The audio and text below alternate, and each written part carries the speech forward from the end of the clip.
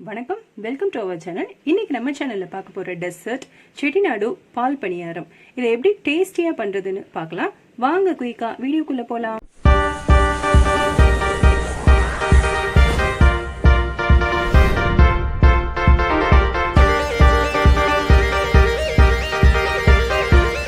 செட்டிநாடு பால் பணியாரம்க்கு நான் 1 கப் ரா ரைஸ் எடுத்திருக்கேன். பொங்கல் பச்சரிசி இல்லைன்னா மாவு பச்சரிசின்னு கேட்டு வாங்கிக்கணும். இது ஈக்குவல் ரேஷியோவுக்கு நம்ம உளுந்து எடுத்துக்கணும்.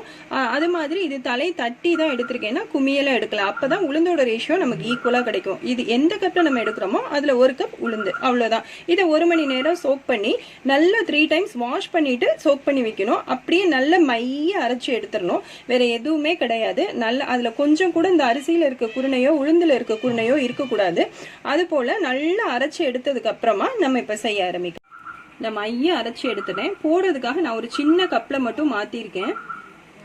பாருங்க, கன்சிஸ்டன்சி இந்த கன்சிஸ்டன்சில இருக்கணும். நம்ம வடை மாவு இருக்கு இல்லைங்களா, அதே போலதான் இருக்கும். இட்லி மாவை விட கொஞ்சம் திக்கா இருக்கணும். அப்பதான் நமக்கு அந்த சைஸ் கரெக்டா வரும். இப்ப இதை நம்ம எண்ணெயில பொரிச்சு எடுத்துடலாம். இப்போ ஸ்டவ் ஆன் பண்ணி கடாய் வச்சாச்சு. நான் கடலை எண்ணெய் யூஸ் பண்றேன். நல்லா சூடாயிருச்சு. சன்ஃப்ளவர் ஆயிலும் யூஸ் பண்ணலாம். நல்ல சூடா வந்துருச்சு. இப்போ பொரிச்சு எடுத்துடலாம்.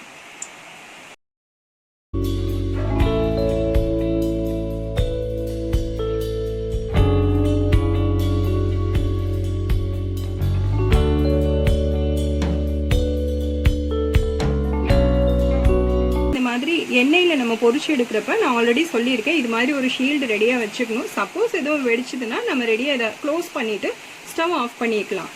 அதுக்காக எப்பயுமே நான் அதை வச்சிருப்பேன்.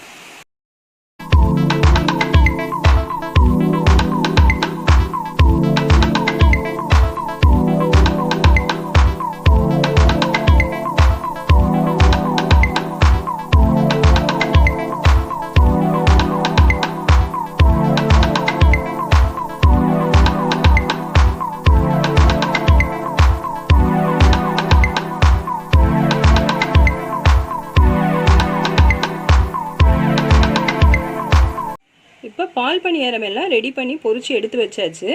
அந்த சேம் டைம் நமக்கு 1 கப் தேங்காய் பால் எடுத்து அதில் தேவையான அளவு வெள்ளை சர்க்கரையும் அது போல் ஏலக்காய் பவுடர் ஒரு 2 பிஞ்சும் சேர்த்து எடுத்து போட்டிருக்கிறேன்.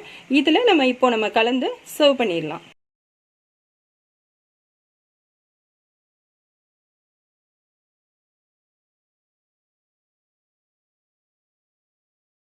எண்ணெய் ட்ரெயின் ஆன உடனே சேர்த்துடலாம். நமக்கு ஆறி தான் சேர்க்கணும்னு இல்லை.